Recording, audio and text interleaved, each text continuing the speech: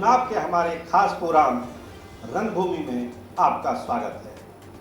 आज रणभूमि में हम बात करेंगे फतुआ के चुनावी मैदान की कि आखिर क्या हो रहा है फतुआ के चुनावी दंगल में। इसके बाद हम लोग समझने की कोशिश करेंगे कि आखिर क्यों पुष्पम प्रिया चौधरी अचानक बिहार में प्राइमरी टीचरों के लिए खुलकर मैदान में आ गई है। क्या है इसके पीछे पुष्पम प्रिया चौधरी की रणनीति। तो हम शुरुआत करते हैं फतुआ विधानसभा क्षेत्र से। पटना से सटा हुआ विधानसभा क्षेत्र फतुआ चर्चा में रहा है हमेशा। यादव बहुल इस विधानसभा क्षेत्र में रामानंद यादव आरजेडी के चुनाव जीतते आए हैं, लगातार चुनाव जीत रहे हैं और इस बार भी चुनावी दंगल में उतरने के लिए तैयार बैठे हैं।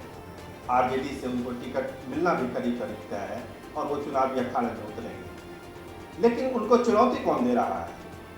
पिछली बार लोजपा से सत्येंद्र सिंह ने उनको चुनौती दी, लेकिन अपनी पहली लड़ाई में ऐसी कुछ गलतियां कर गए सत्येंद्र बाबू जो रामानंद यादव को वो नहीं रोक पाए और रामानंद यादव चुनकर विधानसभा आ गए। लेकिन अपनी उन चुनावी गलतियों से सत्येंद्र बाबू ने बहुत सबक सीखा और इस बार जो उनका चुनाव प्रचार चल रहा है, जो चुनाव कैंपेन चल रहा है, उसमें उन गलतियों को करीब करीब उन्होंने कम कर दिया है। मतलब मार्जिन ऑफ एरर जो था अब एकदम कम हो गया है। इस तरह से जो उनका चुनाव का प्लान है, तो सत्येंद्र बाबू ने सबक लिया पिछले गलतियों से और इस बार जिस तरह से उनका जनसंवाद चल रहा है, लगता है कि इस बार फतुआ के मैदान में वो कड़ी टक्कर देंगे रामानंद यादव को। लेकिन एक पेच फंसा हुआ है।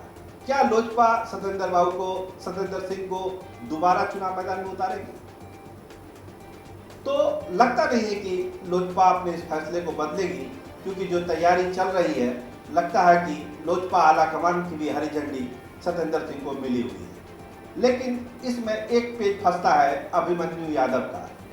रामकृपाल यादव के पुत्र अभिमन्यु यादव की भी नज़र फतुआ विधानसभा क्षेत्र पर लगी हुई है और उनकी भी इच्छा है कि वो वहां से चुनाव लड़े। ऐसी चर्चा क्षेत्र में लोग कर रहे हैं। लेकिन इधर देखा जा रहा है कि अभिमन्यु यादव अपना फोकस ओबरा विधानसभा क्षेत्र पर भी कर रहे हैं।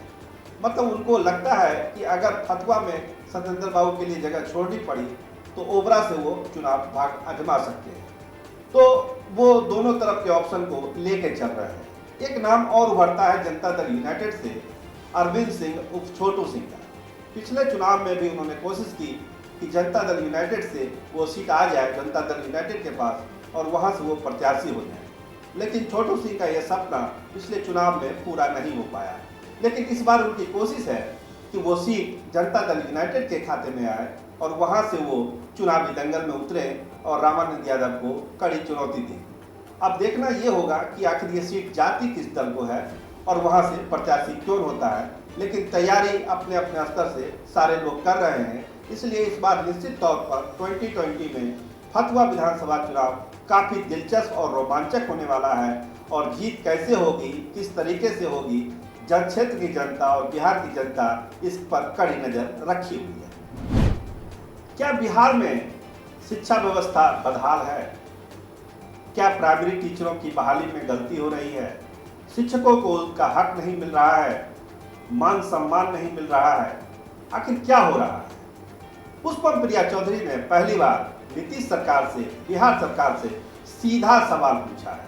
अब तक वो इस तरह के सवालों से बच रही थी, क्षेत्र का दौरा कर रही थी, लोगों से मिल रही थी, संवाद कर रही थी और बिहार को जानने और समझने की कोशिश कर रही थी। लेकिन पहली बार पुष्पम प्रिया चौधरी ने बिहार सरकार पर सीधा हमला किया है और उन्होंने कहा है कि बिहार में शिक्षक और शिक्षा दोनों बदहाल है।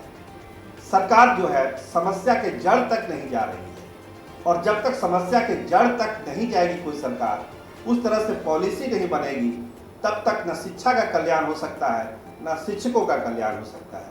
केवल बाहर से मलहम पट्टी करने से ये दोनों चीज़ें नहीं आ सकती है सामने। बिहार में शिक्षा का अपना गौरवपूर्ण इतिहास रहा है। नालंदा से लेके तमाम तरह के उदाहरण उसने दिए हैं। आज एक पत्र भी उन्होंने लिखा है शिक्षा की बदहाली पर, जिसको उन्होंने जारी भी किया है और बिहार सरकार से पूछा है कि क्या आपका नज़रिया ऐसा ही तंग रहेगा? क्या शिक्षकों के सम्मान की जब बात आती है तो आप चुप क्यों हो जाते हैं? शिक्षकों की बहाली की बात होती है तो वो क्यों अदालती प्रक्रिया में लटक जाती है? आखिर कहाँ चूक हो रही है, दिक्कत क्या है? इन सवालों का जवाब पुष्पम चौधरी ने सरकार से पूछा है और लगता है कि पुष्पम चौधरी अब इन तमाम मुद्दों पर एक एक करके सरकार से सवाल पूछने के मूड में है। तो आखिर अचानक पुष्पम चौधरी ने इस तरह की चाल क्यों चली, ये चुनावी चाल क्यों? और रणभूमि में उतरने से पहले पुष्पम चौधरी की पार्टी क्या नीतीश सरकार पर सवालों की बौछार करने वाली है? तो आप जानते हैं कि शिक्षकों का एक बहुत बड़ा समूह, लाखों लाख छात्र जो है शिक्षक बहाली से जुड़े हुए हैं।